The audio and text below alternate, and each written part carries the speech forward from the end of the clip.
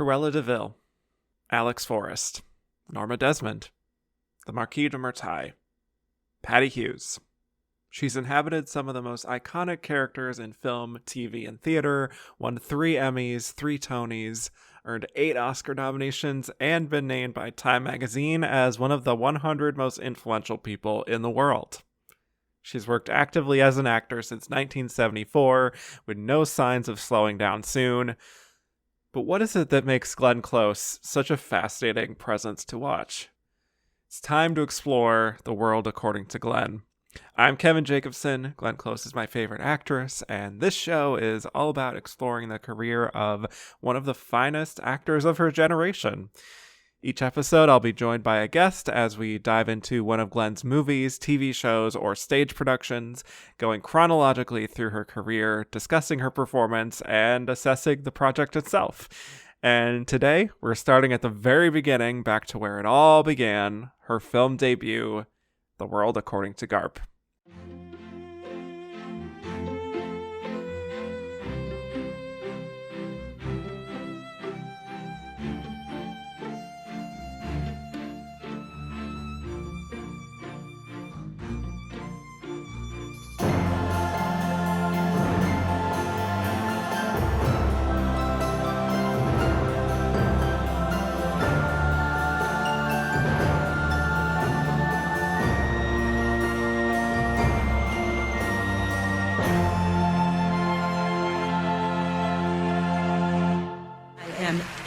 Time nominee Glenn Close, motherfuckers. My guest today is one of my favorite people to podcast with.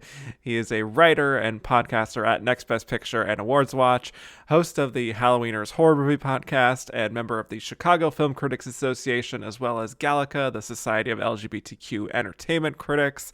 Welcome to the show, Cody Dericks. Hello. I'm so excited and honored to be here for the first episode in your Close journey. Yes, you're the guinea pig. You're kind of like exploring. I've been called that before. Okay, well, we'll get into that later. But you're kind of like a frontiersman here. You're exploring this world for the first time. So, how does it feel? It feels pretty good. I'm excited for Garp. I am interested to talk about this as a film debut because that to me is freaking insane when you watch this movie. Wild. And yeah, I'm excited to listen along on your journey because I know that she's so important to you. I'm sure you had that intro written in your head before you even had this podcast planned. Yes, it is just my something you're mantra constantly before I go to yourself. sleep, actually. Exactly. So, yes. Yep. So, anyway, very excited for this. But before we talk all things Garp, I first want to know about your relationship with Glenn Close overall. If you can recall maybe when you first saw her or took notice of her, and if you have a favorite performance of hers. I am sure you're going to hear this a lot, but being the first guest on the podcast, I am claiming it first. 101 Dalmatians was obviously my first Glenn Close performance that I saw. Yes. And I remember the trailers probably on the VHS. I don't think I even saw it in theaters. I was too young. But the trailers hyping up Glenn Close. This is Academy Award nominated Glenn Close. I think one of the trailers even mentioned her Golden Globe nomination that she got for that performance. So for me, as a young future awards loving gay boy, that really burrowed her into my brain as this is somebody important. This Very is somebody I need to person. pay attention to. You know, you start young, you start worshiping the divas before you even know you are. Things like, for me, it was, I'm so scared of the Wicked Witch of the West and the evil stepmothers in the Disney movies. And then later I realized, oh, I was scared of how much they slayed. Similar, I kind of pinned Glenn Close in my mind as, okay, that's somebody to watch. She's important. She has a very potent meaning. And wow. And she is someone who slayed, right? I mean, little grim verbiage for 101 Dalmatians. Yeah. Yeah. But yeah, I remember that performance really impacting me in the best way possible. And since then, as somebody who follows awards, you really do, again, latch onto Glenn Close as the great modern day, what I imagine people felt in yesteryear about, say, Geraldine Page. Or even, for more contemporary reference, the energy that Leo had of like, when's he going to get his? And curiously, and you will absolutely talk about this more, I feel like we're at a point now where she's kind of just the great never got one, like Peter O'Toole level, which is Mhm. not a bad club to be in, obviously. Or Richard Burton. But we're not Yeah. really here to talk about the Right. awards trajectory of Glenn Close in general. As an actress, she's somebody I've always been impressed by. She has such ability to laser focus in on a character and fully embody them in the way that the film needs her to, whether that's being chilly or being tender or being crazy. We can talk about that a lot, I'm sure. Hmm. She is able to fully step into their shoes. And even though you never, I wouldn't say she's an actress who ever disappears fully, you still believe her as the character she's playing 100%. Yeah. Well said. I will obviously get into this a lot on this show for my own personal feelings on Glenn, but yeah, I Cruella de Vil was my first introduction to Glenn as a young boy, being kind of scared, but also very intrigued by what I was seeing. Yep. Yep. And Formative queer experience. I think so, yeah. And just kind of following her ever since. It has just been a very up and down journey, as I will explore more on this show. I will also talk more about the things that appeal to me about Glenn in our discussion of Garp, because I think a lot of those things are already present in her very first film role.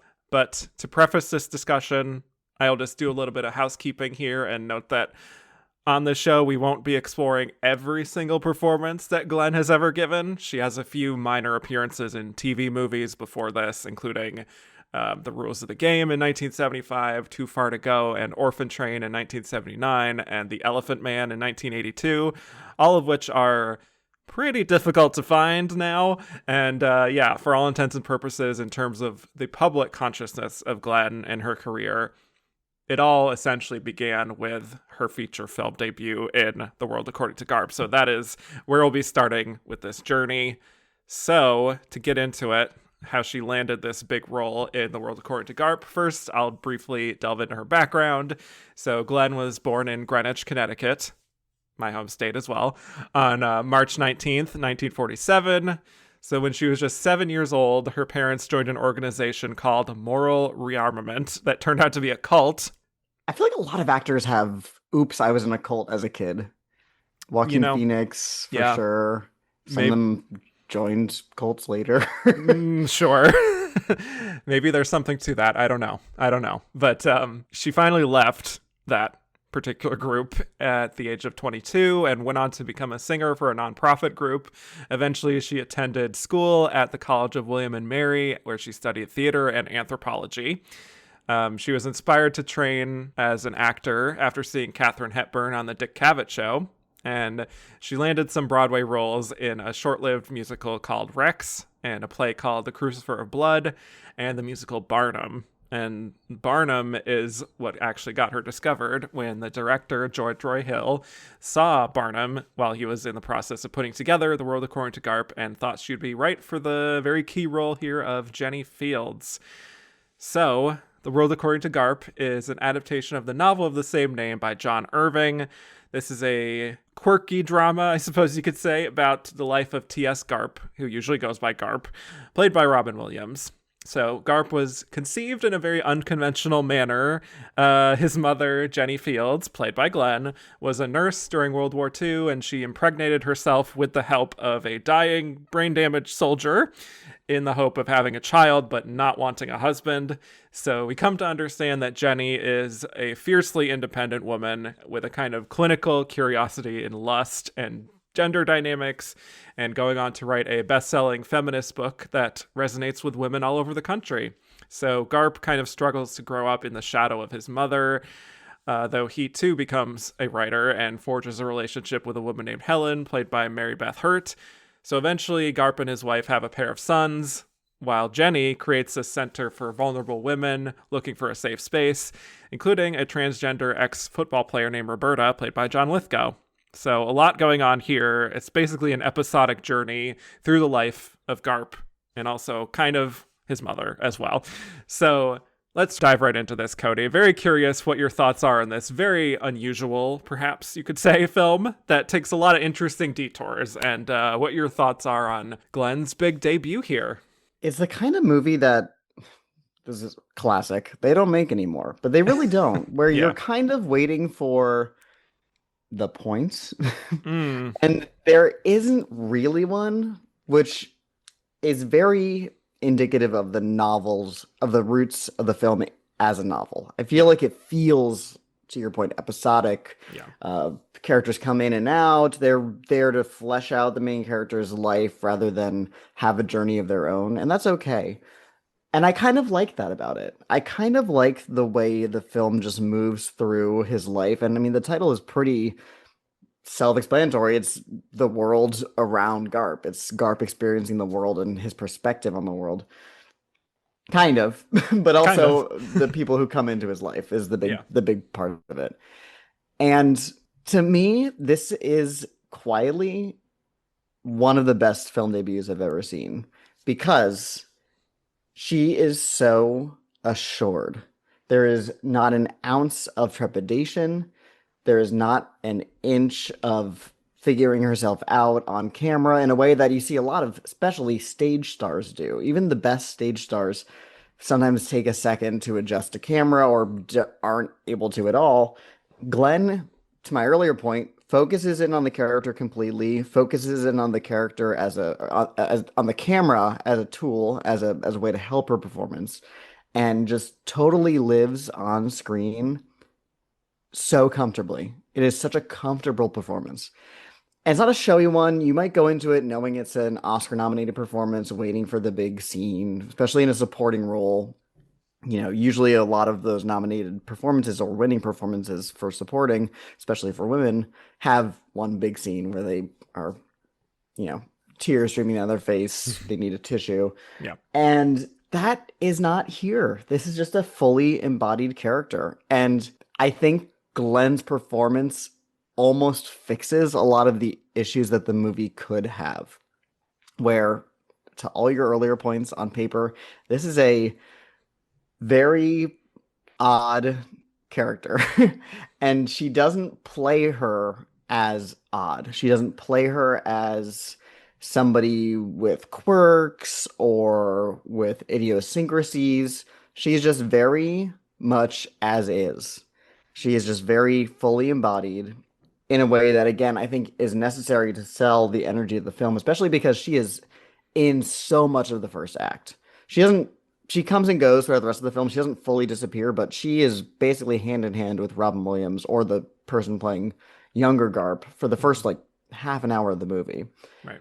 And the film totally requires you to buy her as a person who is completely steadfast in her convictions, believes every single one of her beliefs fully, even when they are kind of they don't gel together in some ways. Like I think the weirdest part about her character is, well, first of all, there's the scene where she doesn't seem to know that prostitution is illegal. Whatever. But Yeah. she's surprised by that.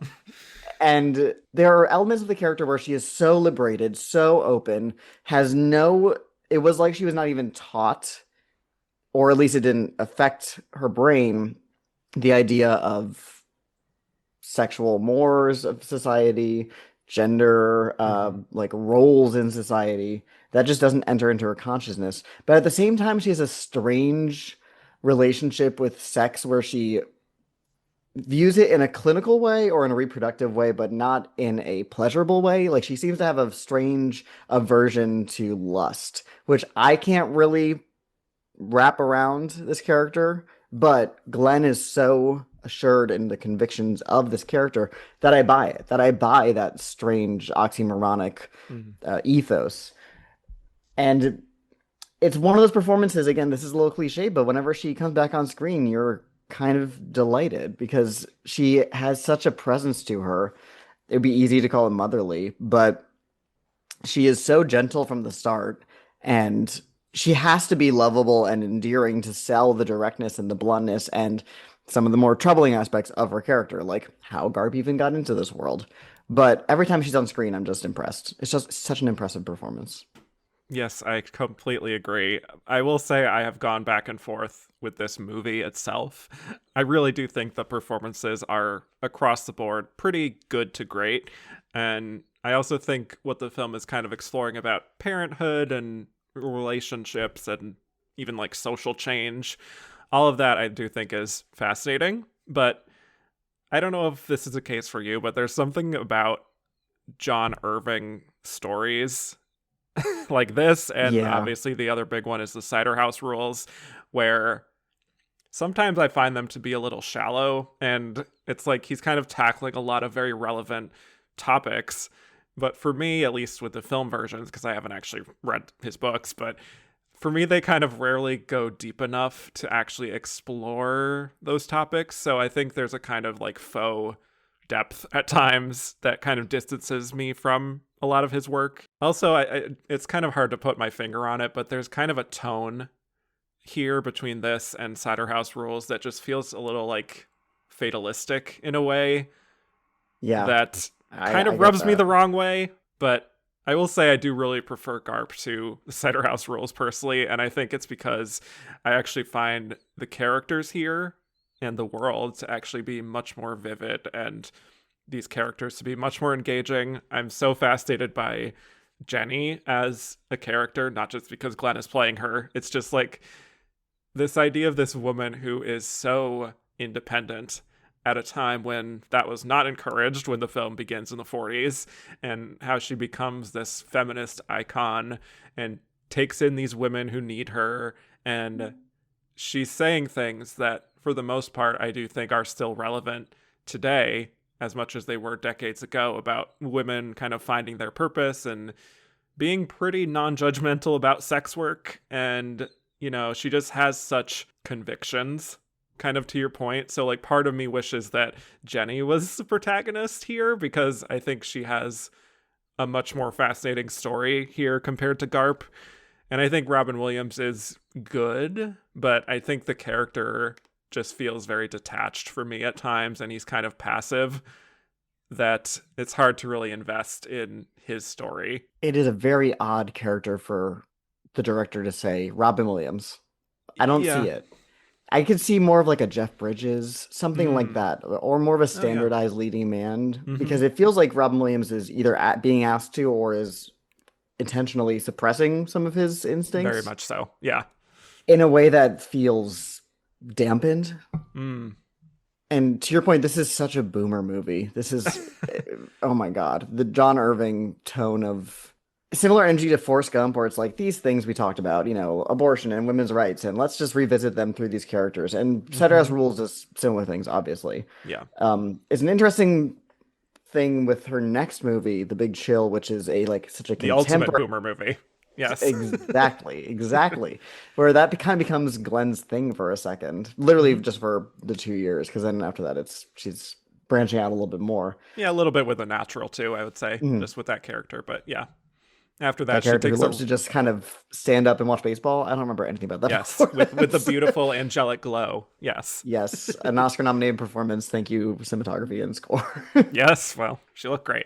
I don't know. hmm Yeah, but I think what Glenn does here is so remarkable, especially knowing it's her film debut. Just kind of like you said, how assured she is. Like, you don't detect any nerves. Obviously, she had been a theater actress and done a little bit of TV work, but like, this was by far her biggest screen part to date, and she just makes the absolute most of it. She has such great screen presence and very relaxed, but also firm in her beliefs.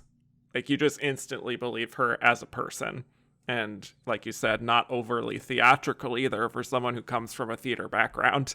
And I also love what she does with her voice too, which is very intentional, what she's doing. She said that in her audition because they wanted like a Katharine Hepburn type. I was gonna say, Yeah, I right. wrote that down. Yes, she kind of affected a bit of her voice, like a little bit of that slight, even New England lilt to it. That also, I think, definitely evokes like at least films of the 40s, if not exactly how people spoke during that time period. But there is that like slightly, refined quality to it. Yeah, that really works. Like it really evokes that bygone era. Right, it's transportive in a way that I Yeah. don't think some other elements or performances are. Again, Right. Robin Williams. This isn't a bad performance from his. It just doesn't really fit with him. I don't know. Right. Something weird about it. Yeah, he does really feel like he's making active choices, or George Roy Hill is actively telling him to like stop doing It's bits almost, almost. yeah, it's almost like he is saying, no, no, let me show you. I'm not just Mork. I can do Sure. other things. Hmm. And I guess it worked out because he went on to a storied career as a one of our best dramatic comic performers. But here it just feels muted.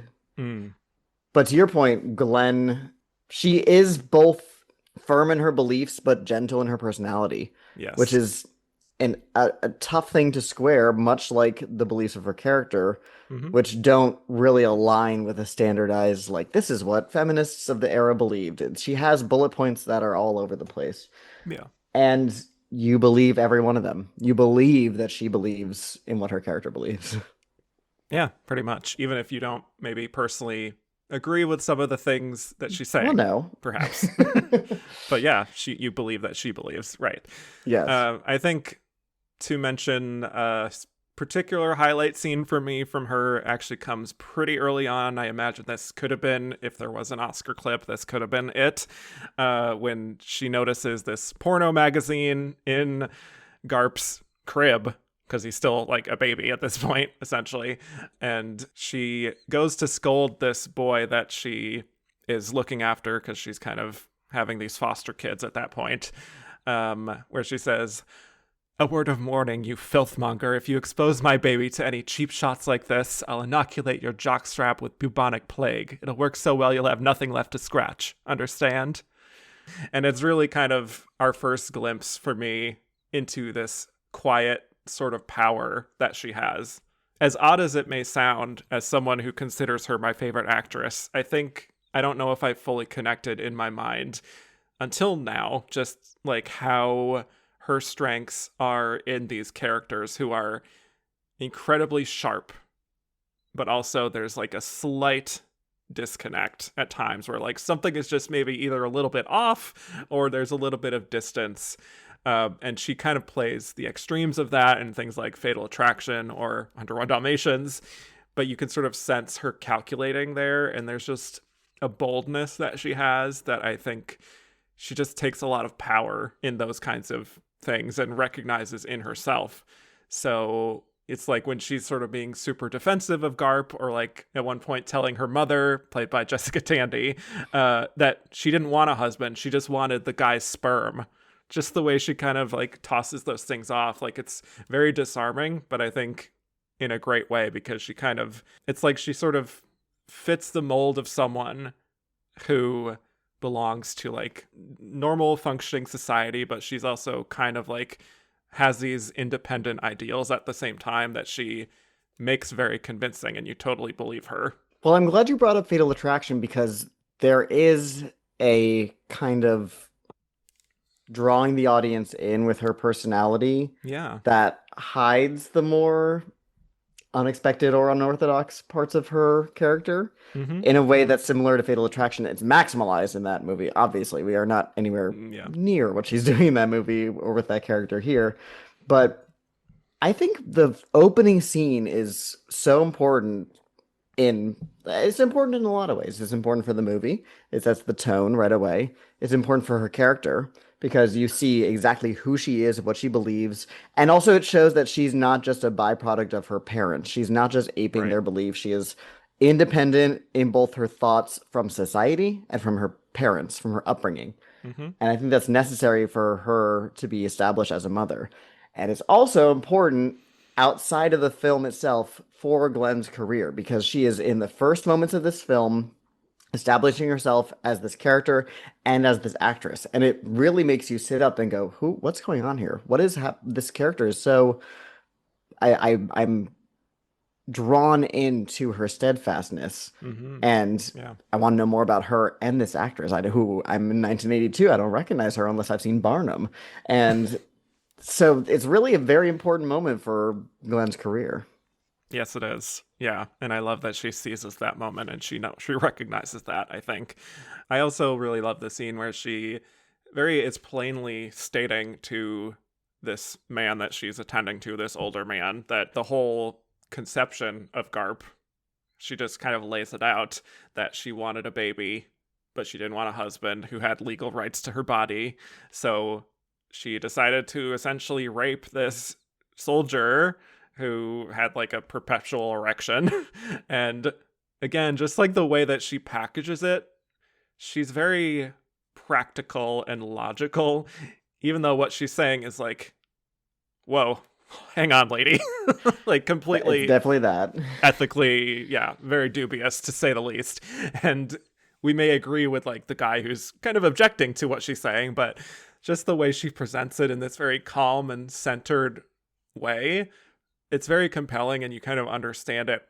Weirdly, you understand it from her perspective because she just has such moral convictions. And I think it makes the rest of her arc in the film make a lot of sense, that like she would become this almost like a thought leader who people follow religiously almost, because she's really going against the grain of what's expected of women, and that is incredibly appealing to other women, especially, you know, going forward in the 60s. It's just like there's a point in the film where someone mentions the idea of like timing, like she just kind of came around at the right time to become this person just as the women's liberation movement was starting to come into force. So basically what I'm saying is that it just makes sense that she would become this person because she has such convictions, even though you may not agree with everything she's saying. It's just like the way she packages it is so assured and inherently leader-like, which for me is just very impressive for someone in their film debut to convey all of that at once and lay the tracks for that and not be overly hammy about it. You know what I mean? It's bold, but I think smart of the film to call out the conception of the child as rape. You know, Yeah, there's this right. the one character is kind of shocked and says as much, because it keeps you from worrying if the film isn't aware of the troubling nature of her character. And the movie's like, we know. Yeah, we oh, we know. understand.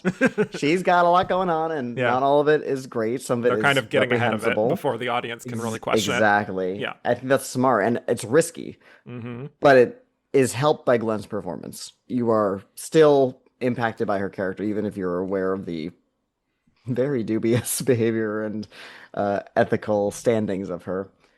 And Sure. I to your earlier point about her being in a cult as a kid, I Mm-hmm. wonder how much of that Yeah. resonated with her with the character, because I didn't put that together until just now, that she basically ends up running something close to a cult. You know, A women are cutting commune. their tongues out, and Sure. she's not saying don't do that. Yeah. So True. Yes. Yeah, I think that is absolutely inherent. Like, I imagine that even maybe she brought that up a little bit in casting and whatnot. So, yeah, I just find the character so interesting that, like, there are points when I'm watching the movie and I'm just like, whenever Glenn is not on screen, I just sort of start to tune it out a little bit. Like, it just kind of goes back down to a bit of a lull for me once it gets more into just following Garp. So, I mean, it's interesting also how George Roy Hill is trying to convey the quirky-ish tone of the book in these moments. Like, even the opening song, When I'm 64, has this kind of like jauntiness to it, and it's like this baby going up and down. And, you know, there's these different sequences within the film of like, there's an animated sequence at one point where Garp is imagining himself in the war with his father and flying in the air and whatnot. There's another scene that is an interesting directorial choice where Garp is like opening and closing the blinds, and he keeps seeing these new visions every time of like the sax player in another apartment, and then there's another time where he opens it and it's like this countryside, and there's another one with like the wrestling team. So I can sort of see how they're trying to convey these are the experiences of his life. He has a very creative mind. He too will become a writer just like his mother. I think some of those choices work for me more than others. I don't know about you, but I think those are moments where like it's trying to inject a little bit more personality into what could have been a very dull at times story, you know? Right, because a story like this can read better in novel form than on film. I've seen plenty of movies where it is very clearly adapted from a book, and they Yeah. didn't really do much to make it cinematic. To Yeah. the point where you go, well, why did you do this? Besides, it's a big book. We got to make it into a movie. Money, money, money. Right. This does have a cinematic flair to it. I still, to my earlier point, don't really understand the point of a lot of it, besides this is just a way of looking at the world. And it's a Yeah. little bit navel-gazy, Mm. boomery. Yeah. Aren't we a fascinating lot, us, and the way we look at the world, and we changed the world and all Mm. that I, looking back, especially knowing where they would end up, find a little bit annoying at best. Yeah. I do want to talk about the scene of when Jenny, the way that she's so preoccupied by the concept of lust to the point that she's interviewing this sex worker played by Swoosie Kurtz at this diner and is like very directly asking Garp if he wants to have sex with this worker just like in front of her, and he kind of is sheepishly like sure, like, but only to kind of, get her off his back essentially. But yeah, she says these things of, not understanding why this is illegal. Like, it's her body. Why shouldn't she use it as she wants to? Those kinds of things. That, yeah, I think the film itself is trying to suggest this woman who is maybe a little bit sheltered, even at times, from the world, but also very forward thinking and intellectual at the same time, even though she doesn't fully understand some of these very, like, common sense types of things, that is odd. So I don't know, but I do just like the way that she plays like those kinds of scenes, because she just has this kind of funny, almost dry humor, I think, in certain moments like that, of just kind of tossing off these lines and being like, what do you mean, like, this is totally fine. Right, because at worst, if this was not handled well, she might seem like some sort of like amnesiac who got bonked on the head, who is kind of Yeah. wandering around the world going, "What's that? I don't understand that," Right. which is can get irritating. Yes. But you believe it. I feel like I keep saying that a Yeah. lot. You No, buy her it's character, you important. Yeah. believe what she's doing. Also, love Swizzy Kurtz. Yes. So happy to see her show up. She's brassy is the word that comes Oh to yeah. mind. Even in her younger days, very brassy. Yep. Absolutely. But here's this scene. I love it, but I Hmm. really do have trouble wrapping my head around again the Yeah. character's moral code for Glenn Close's Hmm. character rather. Because yeah, she should be liberated in her body. She should be able to do whatever she wants. Why is it illegal? If somebody wants to or needs to have sex, they should be able to do that, whether they have to pay for it or not. All things that I'm like, yes, girl, you get it. But then later in the film, she kind of has this habit of assessing something as being done for lust's sake, Hmm. and she'll say the word lust with such venom in her mouth in a way that makes her feel conservative or repressed. And I wonder if it's her having frustration with people not wrangling their sexual desires and using it responsibly, because as I'm talking through it, maybe I'm understanding it Yeah. because she mostly rejects the idea of lust as a valid thing to follow when there's tragedy involved, like the Yeah. whole thing with the dual affairs of Garp and his wife and the accident and all that. So I think maybe it's a frustration in her character of people, because society represses such urges, not being able to wield their desires or their needs responsibly. Hmm. But I don't know if the movie. I clearly don't believe that the movie gets you there easily, because I've seen this movie twice now, and it took me a while to kind of reconcile that. Yeah. I think it's kind of just trying to get at the idea that people are complex and they can hold certain They sure are. ideals, right? Kind of simultaneously, even though they seem a little contradictory. I would guess that that is sort of what the movie itself is kind of getting at times. And I think that's also the case with some of the stuff with the commune. I don't know if that's the right word for it, but just the way that those women embrace the moral righteousness of protesting this situation of the Ellen James whose tongue was cut out, and kind of like them doing that in solidarity with her, like that kind of is a good, like, moral righteous thing to do. But then it's kind of exploring how Ellen James didn't even really want them to do this in the first place, but they still went ahead and did it anyway.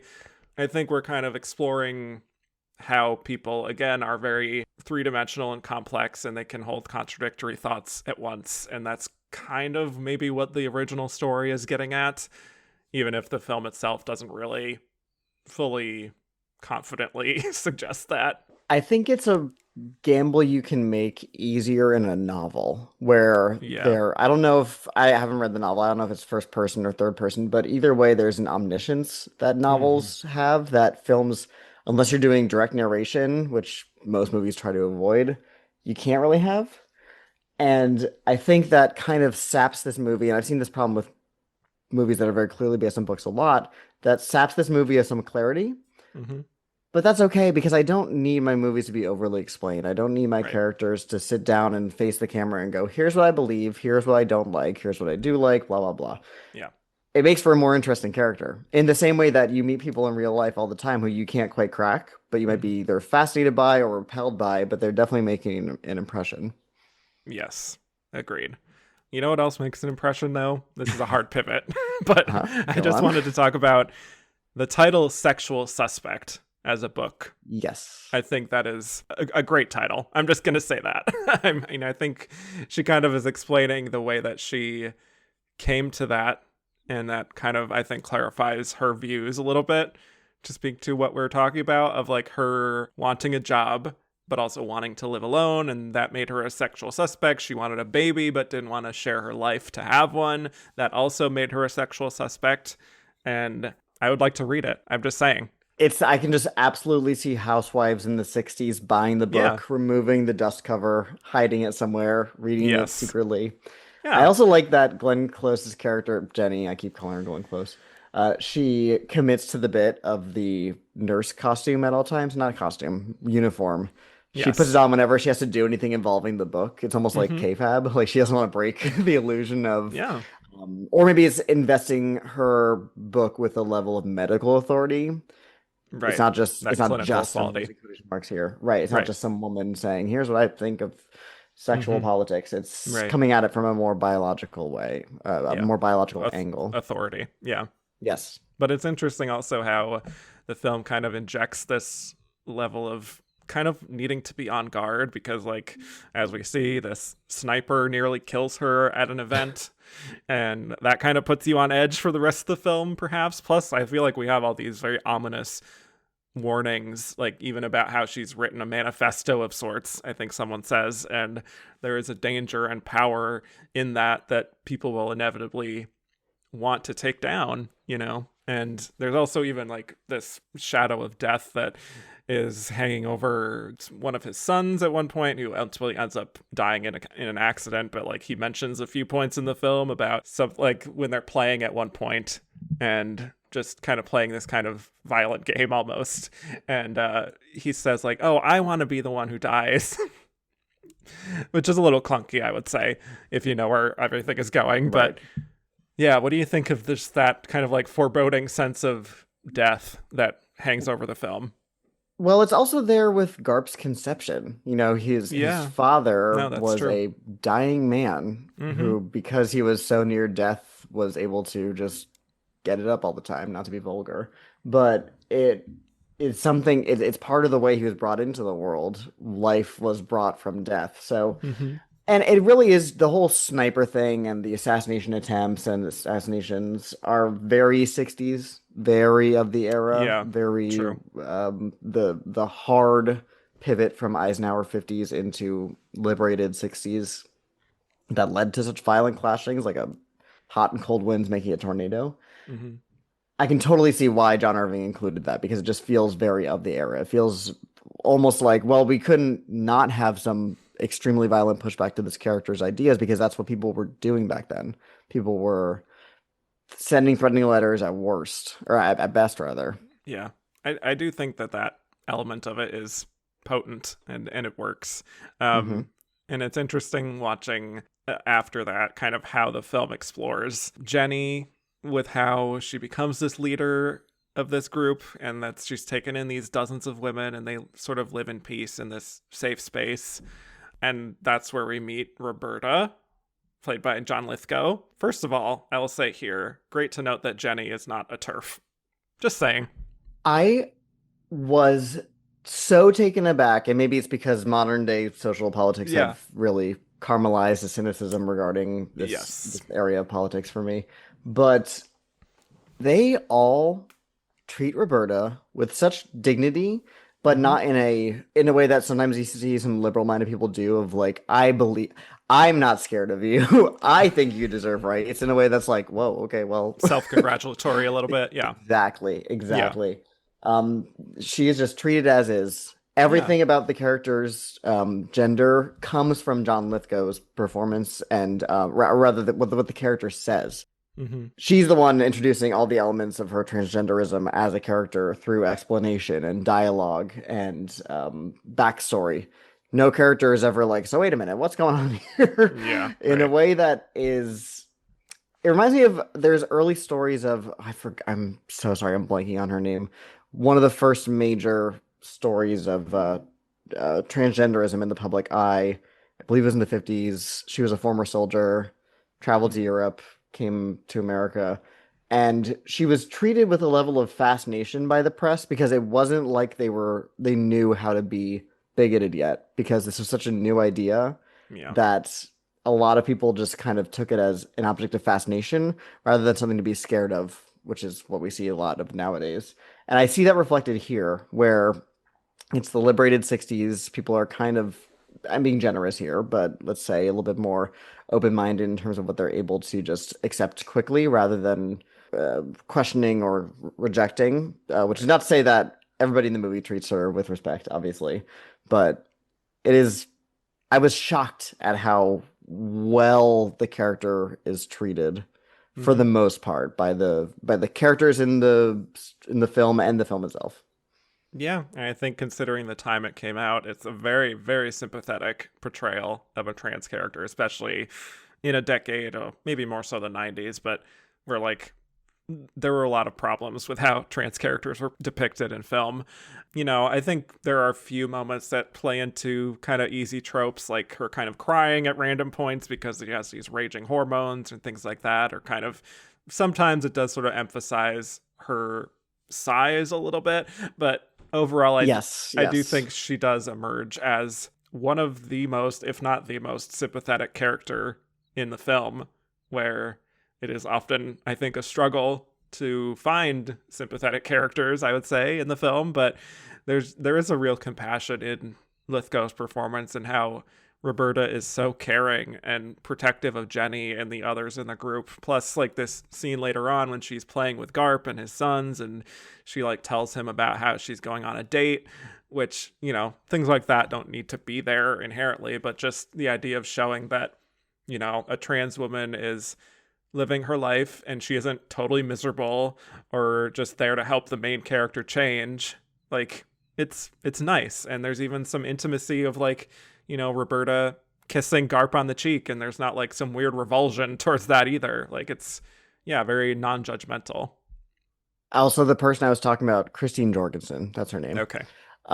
Yes, I also, to your point, the way that Glenn's character adopts her without any sort of, there's no questioning. She's on Yeah. stage with her a lot of times in Mm-hmm. the with the rally scenes. Yep. She attends the funeral at the end with zero pushback from anybody in the, I'm gonna say cult, or the followers, which is a women's only funeral because Yeah. of the energy around Mm-hmm. Jenny's death.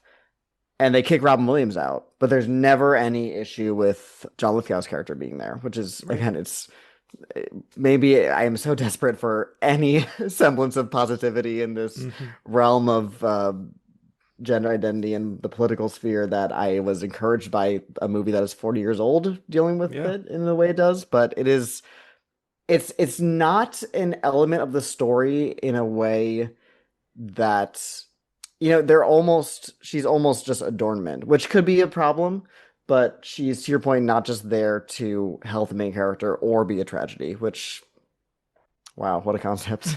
I know. Yeah. I also think as the film goes on, I start to struggle with like really holding on to what the film is trying to say as Yeah. we move forward. Like even with Garp, as like this presumably compelling character. I just don't really see it. Like, he's surrounded by people who have these quirks and seem to live their lives with more purpose and confidence, and he's just kind of listless a lot and sad, I would say. And there are quite a few scenes where he makes references to being sad, if not outright depressed. But again, I don't know how much that's explored beyond a surface level.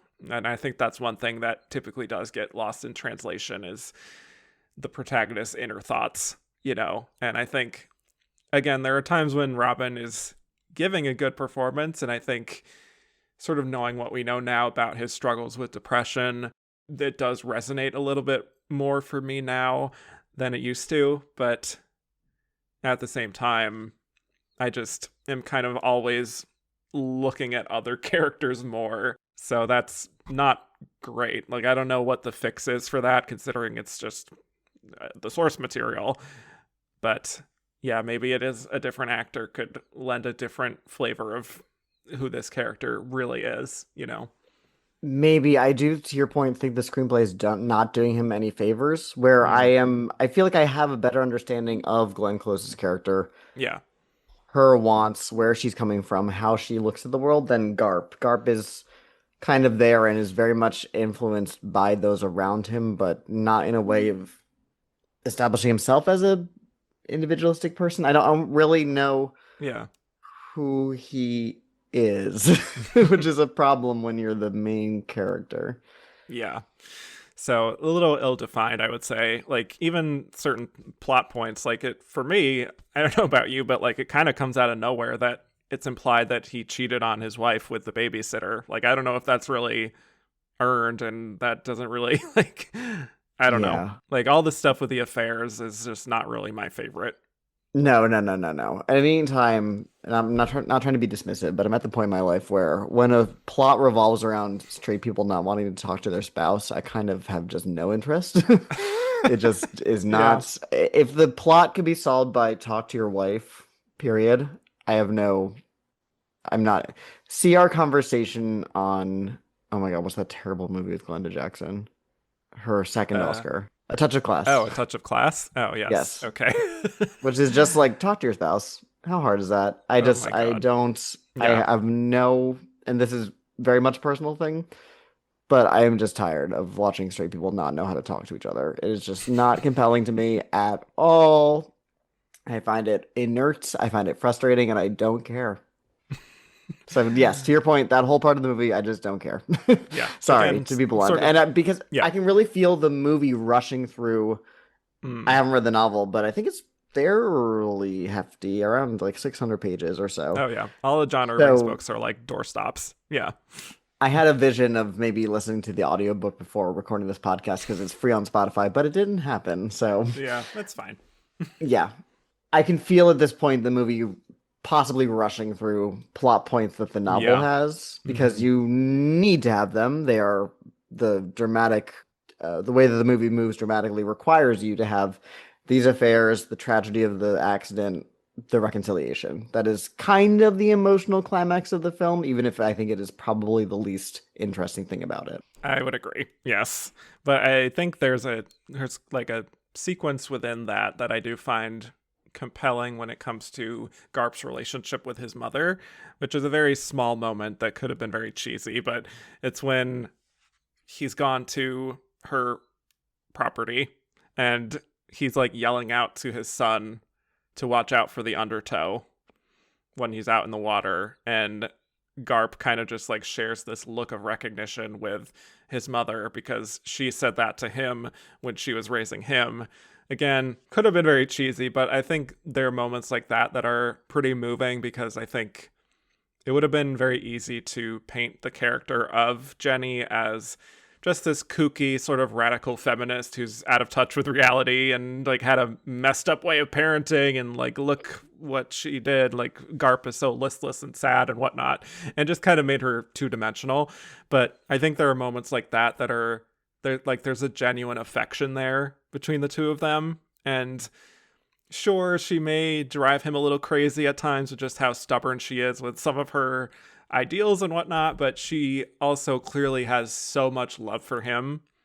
And I think he recognizes that, especially as he gets older, which is something that often comes, I would say, as you age into adulthood, is that recognition of, oh, my parents were people too, and they were just trying to figure it out just like I am right now. Like, I appreciate those kind of warmer scenes between Garp and his mother. It would have been very easy for this to have been kind of an anti-Mame travels with my aunt kind of story where whether through Glenn's performance or the writing of the character, she was treated as in this crazy way I was brought up, and wow, what a strange way for me to start my life, and now I'm the Right. man I am today. The movie is not interested in that. This is very realistic is a strange way of saying it because I don't think it is, but it is a very lived in life that we see Yeah. here, even Hmm. if I think the things around Garp are more interesting than Garp himself. Exactly. I mean, even as it goes forward, like when the car accident happens and one of his son dies, it just feels a little cheap for me.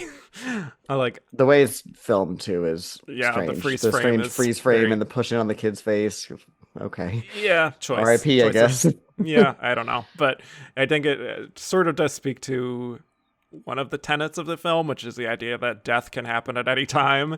But like, yeah, there's something about the way that things like that are handled, and even the stuff with the affairs that just feels very like predetermined almost. Like it just kind of has to happen this way. It doesn't really feel super organic to me, and it is like you kind of said, like this happened in the book, so we have to include that the son dies, even though it doesn't really satisfyingly have that tragic payoff. Like I don't really feel overly sad when that happens when I feel like I should.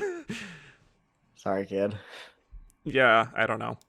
But as we get towards the end, Jenny decides to endorse this political candidate for governor, and a female candidate, I should say, and she's unfortunately taken out by a sniper once she gets up there to speak. I remember being pretty shocked on the first watch when that happened, personally, and I think that is a genuinely moving moment. The dual moments of first Roberta, like her face, and when she's kind of carrying her out, just holding her lifeless body, just kind of shock of that and almost the guilt of that, I think is very effective. And then when we cut to Garp on the porch and he's sitting there and he hears the phone ring and already senses that something went wrong, and just that sinking feeling on his face, I think, is heartbreaking. Like it's just confirmation that his worst fears have come true,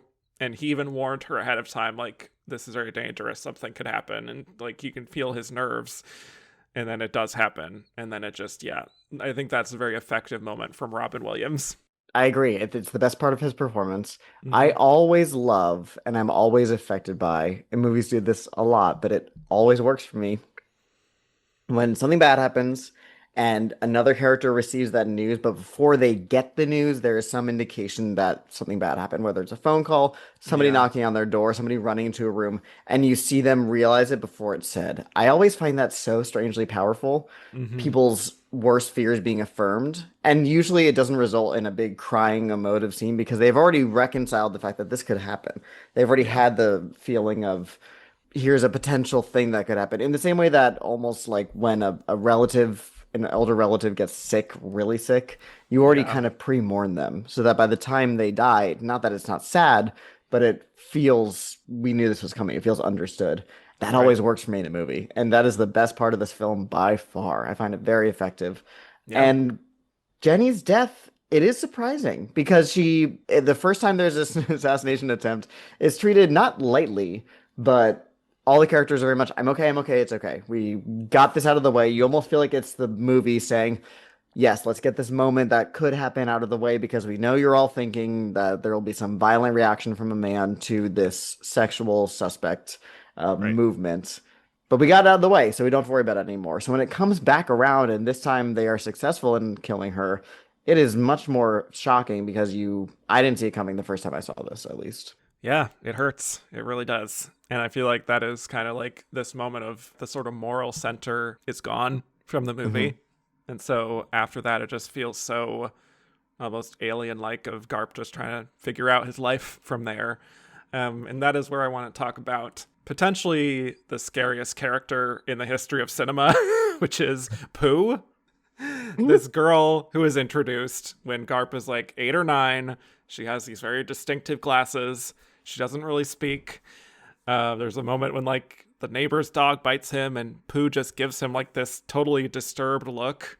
It's just the look on her face. I don't know what it is. It's so chilling. I find it very unnerving, this character. And we check in on her throughout the film, like beginning, middle, end. I don't know what your take is on Pooh, but like frightening. First of all, what a name.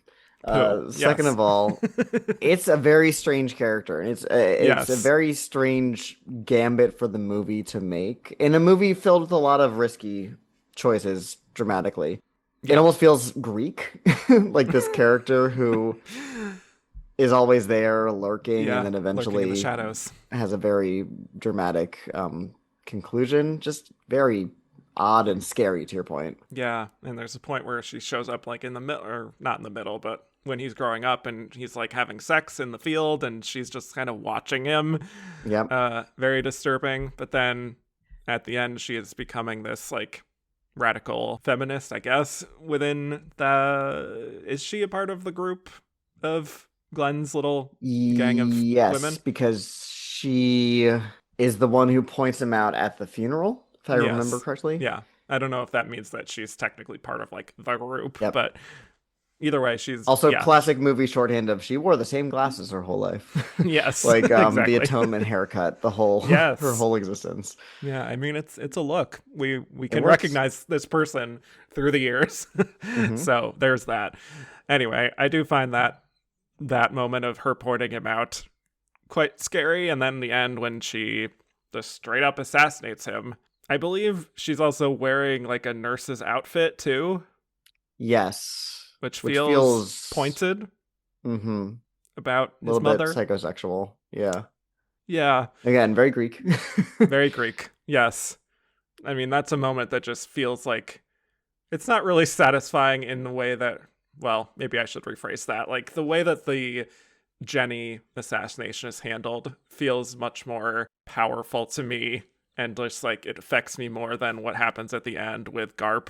Well, also we don't find out if he dies or not. I'm not sure if we're supposed to think he does. There's not really a conclusive, which is fine. I don't mind that, but it feels less earned than the Jenny assassination does. He's taken away in a helicopter. He says he's flying. That's kind of another theme that he has always, I guess, wanted to fly. Like it connects to his father and whatnot. Mm-hmm. I just think it would have hit a little harder if I had a stronger emotional connection to Garp personally. So, you know. It just kind of feels like this is the thing we have to end the movie. We have to end the story, and we want to end it dramatically. And we kind of already had our more effective emotional moment with Jenny's death.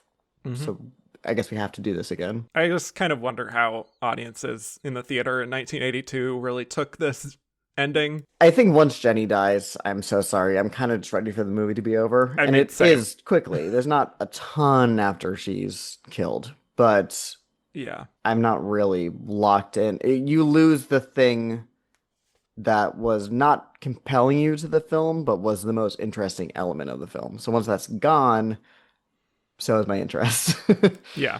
And it's kind of unfortunate because I feel like a lot of the film is kind of, not a lot of it, but some of the film is exploring how Garp struggles under the shadow of his mother. And then that's kind of how I feel just watching the movie anyway, is that I'm just more compelled by her, and he is just kind of in the shadow. He doesn't really escape the shadow for me.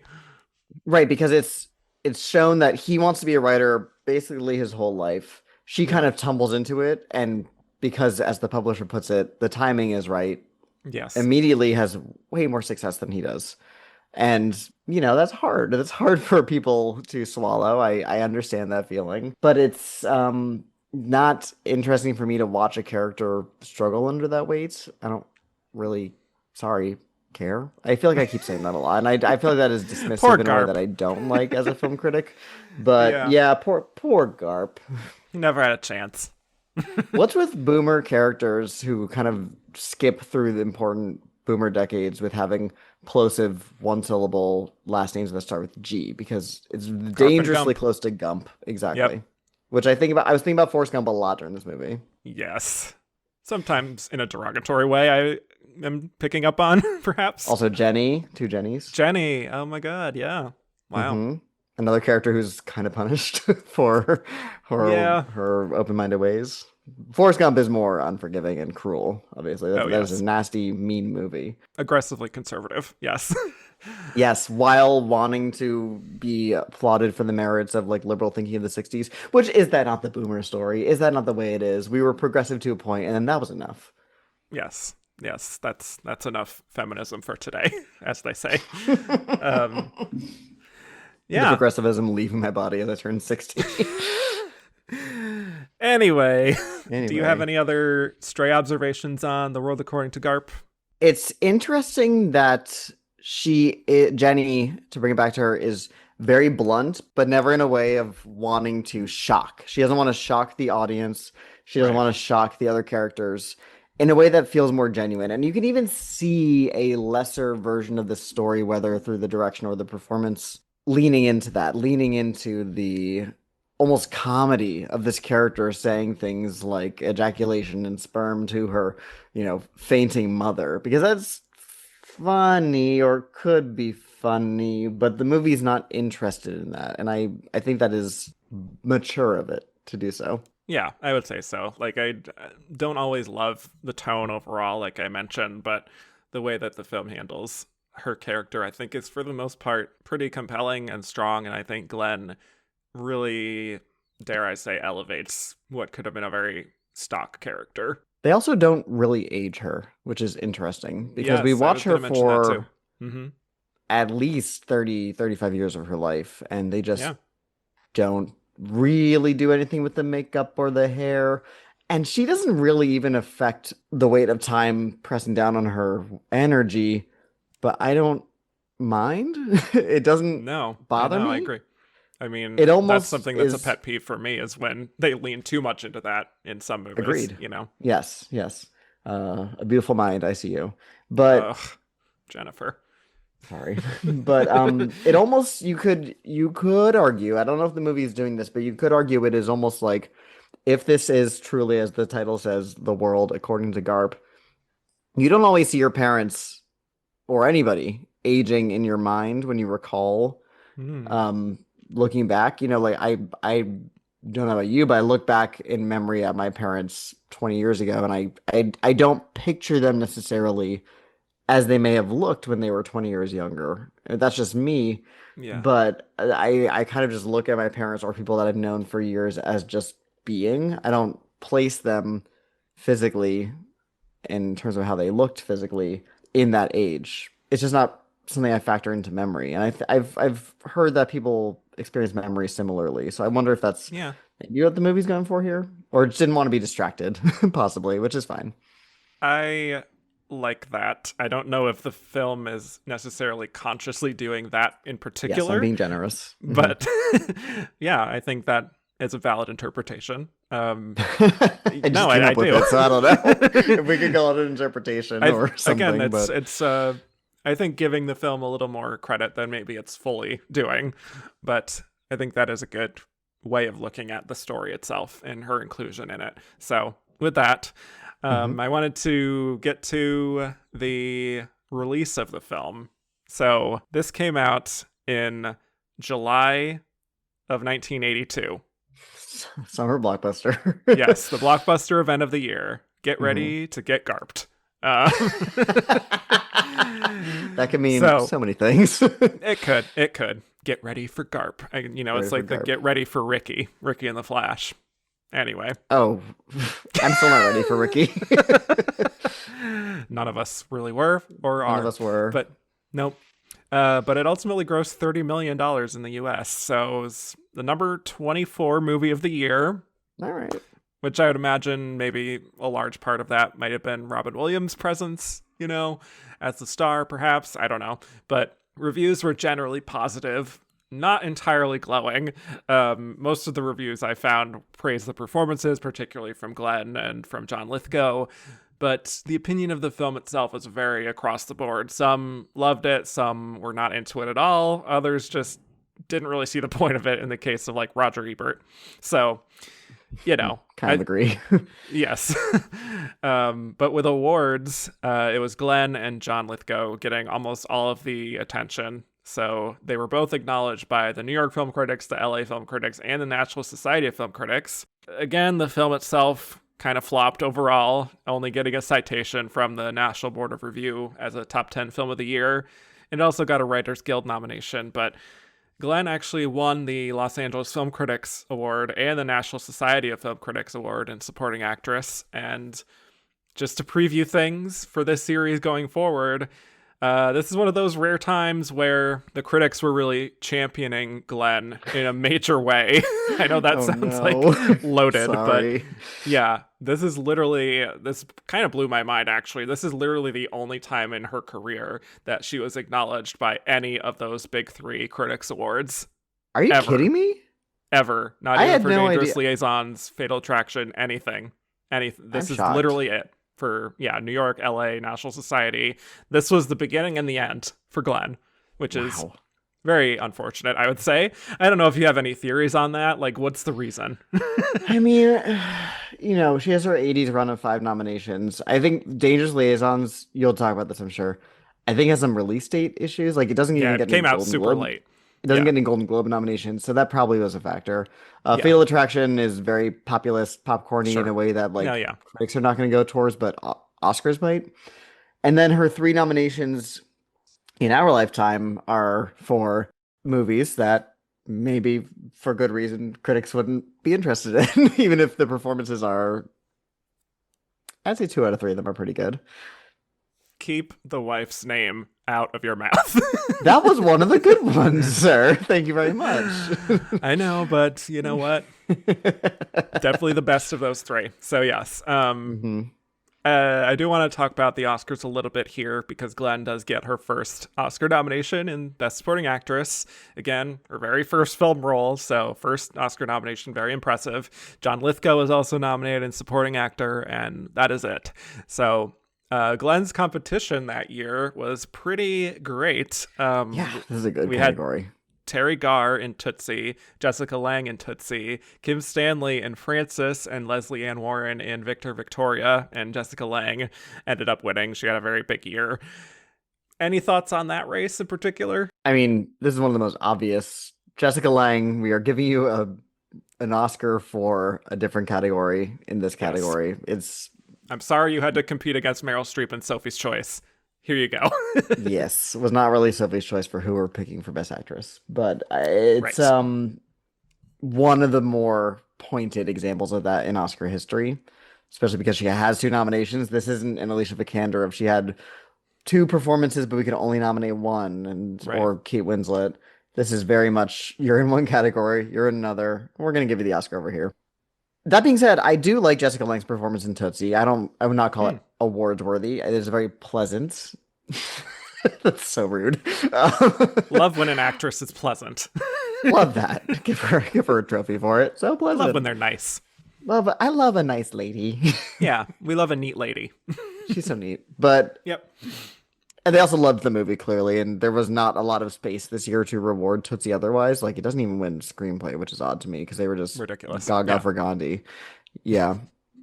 But this is a pretty great category. For me, it is, but that being said, for me, it is kind of superseded by 2 excellent comic performances, Terry Garr and Leslie Ann Warren, who are both so good. Flip a coin. Either of them would be my pick for this win this year. But Glenn is great. I think it's probably best for her career that she didn't win an Academy Award for her very first screen performance. That rarely works out well for people unless you're Julie Andrews. But we'll see what happens with Mikey Madison. I that feels kind of adjacent here, even though that wasn't her debut. But regardless, this is a tough lineup to beat. I don't even think she was any higher than probably 4th place. This is very much thank you for coming. Welcome to the club. So excited to have you here. And then she gets 2 more consecutive nominations in the same category. So you could tell Oscars were You will absolutely talk about this, Kevin, but we're building up to something that never happened. That didn't happen in the 80s, at Yeah, least. major boo balls. Yes. Ooh, major. Yep. Yeah. So I'm not gonna say it, but she was so close. But sorry. But yeah, this is a great Yeah. category. I don't begrudge the win too much, even if I do think Jessica Lange is probably my number 5 here, pretty easily. Yeah, I do begrudge the win. All right, begrudge away. I love Jessica Lange overall. I think some of her nominations just are not where her strengths lie for me, as I explored a few times on the lead or the Best Actress series. I think this is her only supporting nomination, and obviously Yes. wins. Yeah, but yeah, I mean, she is good. I think Terry Garr is much more effective for me. I think Leslie Ann Warren is a hoot. I love that performance too. Kim Stanley, I think, is really excellent too. Honestly, Yeah. very powerful presence in that movie. And I think Glenn, I don't know if I would necessarily give her my win either. I think I would trend towards Terry Garr here, who just makes the absolute most of a character that could have been not as effective in the hands of another actress, but she totally makes the most of it.